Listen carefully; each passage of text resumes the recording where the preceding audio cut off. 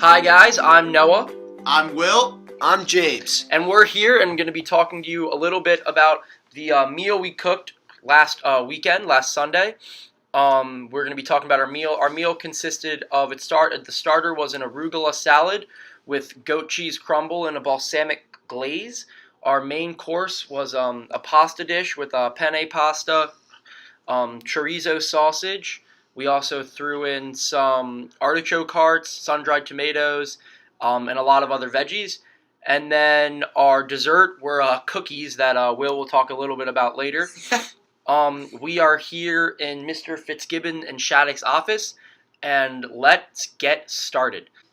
Goats, what did you enjoy most about this challenge? I think the best part about this challenge for me was just being with two of my best friends at Noah's house, trying to cook a meal together, and actually having it turn out pretty nice, and just enjoying a healthy meal with two buddies, and just having a good conversation at that table was a lot of fun.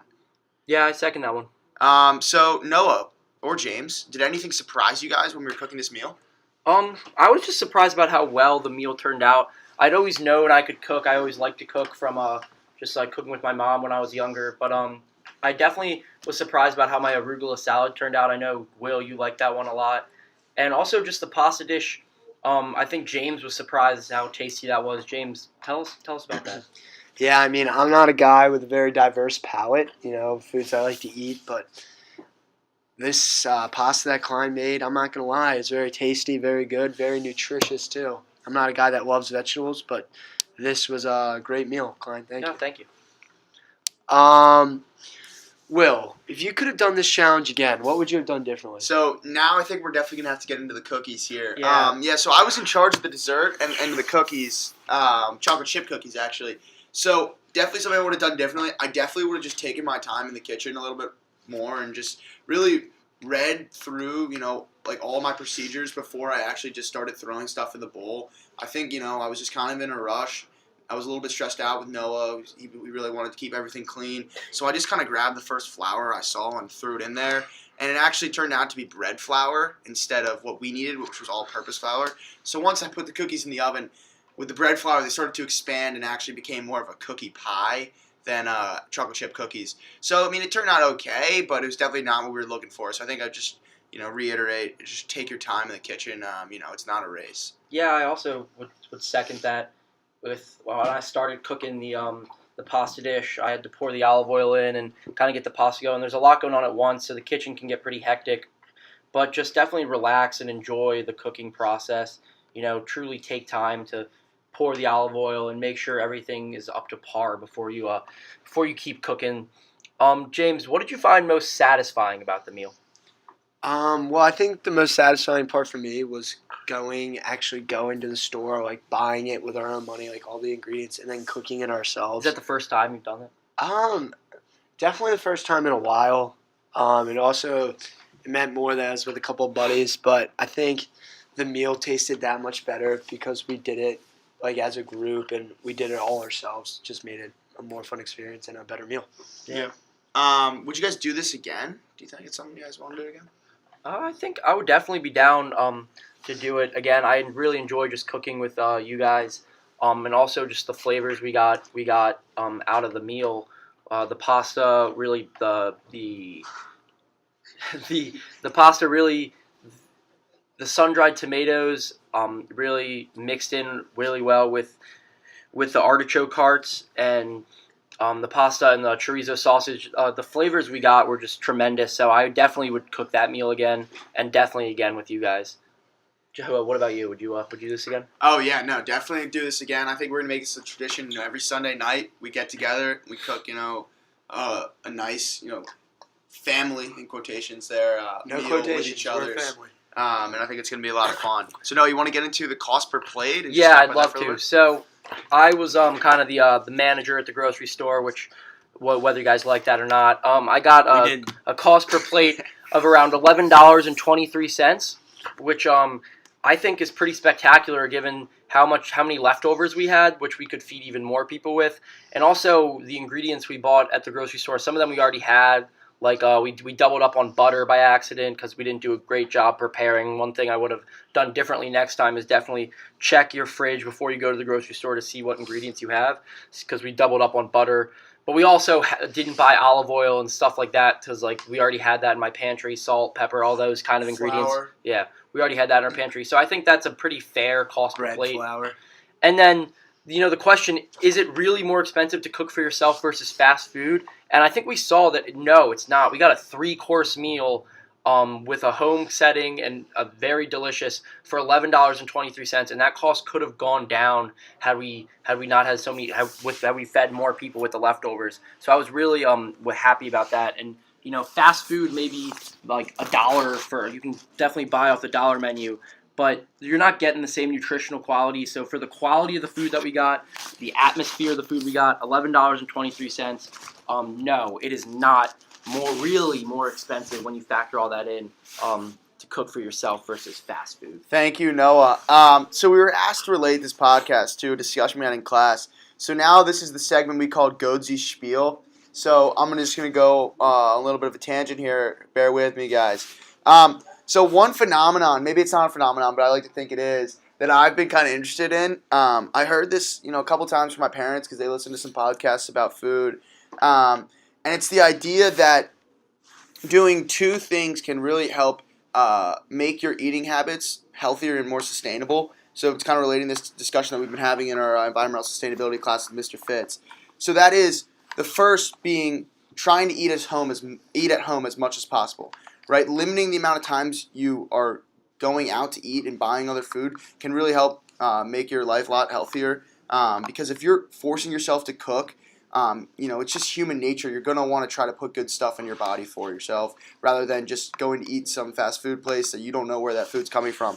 If you're cooking for yourself, you're gonna be more likely to try to find out where that food's coming from. And you're going to hopefully have a healthier meal that way. The second part, which I think is more interesting, is the eating with friends aspect. So as you can see, when you're eating with friends, you're having a lot of conversations at the dinner table, which is causing you to eat a lot slower, which is limiting the amount of times people are overeating. And we see overeating as a huge problem in America, and why people are overweight and have metabolic disease and issues like diabetes is because they overeat. So if you're eating with your friends, you're taking your time while you're eating, and you're less likely to overeat.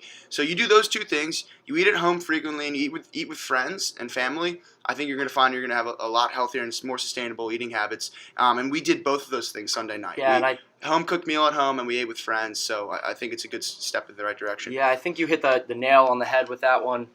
I definitely agree that cooking with friends and just cooking with home cooked meals really enhances the experience, makes you eat slower, and you're a lot less likely to get those metabolic diseases that we've been talking about.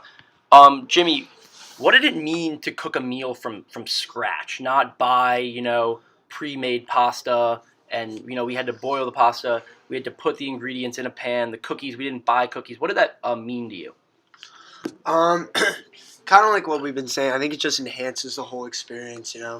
We could have done this challenge and not really dived fully into it. We could have bought a couple things pre-made, but I think we really just wanted to go all in head first. Really take this challenge to our fullest potential, and I think we had a great time. Doing every little step. Yeah, I agree about that, and I also think cooking the meal from scratch was very important to me, because cooking it from scratch enabled me to see what was going into the dish. Whereas, if you eat out, you don't know what's going into that dish. You just know, kind of the basics, what the menu lists. And to draw a connection to that Nature article we read, by cooking from scratch, by knowing where the ingredients came from, we weren't supporting this system that enables all these greenhouse gas emissions. We weren't supporting that big food, fast food system that enables so many greenhouse gases to ruin deplete our ozone and deplete our atmosphere. So I think that, obviously there's a bigger problem there, but cooking a meal from scratch at home definitely takes a very small step, albeit, but definitely takes a step to not support a system that enables those greenhouse gas emissions. Will, one question I wanted to ask you, how did cooking a meal, in your perspective, How did cooking a meal change your perspective or offer new perspectives on how you eat or prepare food in your house? I think the biggest thing for me was probably just understanding where that food is coming from. I think it was cool how we just bought everything ourselves. We could see, obviously, where we bought it was Wegmans, but we still don't know exactly where Wegmans is getting all that stuff from. So I think one thing that I definitely would want to do in the future is try to, cook. I think the next challenge is cooking a home-cooked meal, with your buddies or with your family, but actually knowing exactly where every single ingredient's coming from. Yeah, not just Wegmans. I definitely tried to make an attempt in the grocery store to, look for the local sign, whether it be albeit Pennsylvania or Maryland, but I definitely tried to know. I did I took what we did learn from environmental sustainability and tried to implement that in the grocery store and try to see if I could truly find and shake hands with that farmer or that meat producer or whatever you want to call it. And I think that really changed my shopping experience in the grocery store. And James, one little last question here. What, at the end of the day, what motivated you to cook the meal at your house, at my house? What motivated you to stir that pasta, help out with the cookies, film the whole thing? What motivated you to do that? Honestly, at first it started out, I was just doing this for the challenge. I was doing this for school, we had to do it. But once it started, I think I just really got into it. I had a great time filming it, making the whole video, making the food. It was just a really fun experience, and I hope I get some chance to do it again. I totally agree with you. And then one question we'll leave you guys here. Could we all cook one more homemade meal a week to help?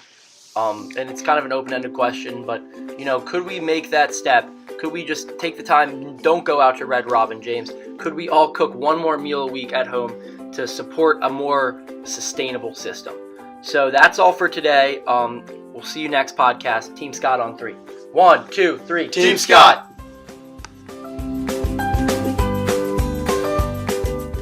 This podcast made possible by the Gilman School and Mr. Fitzgibbon.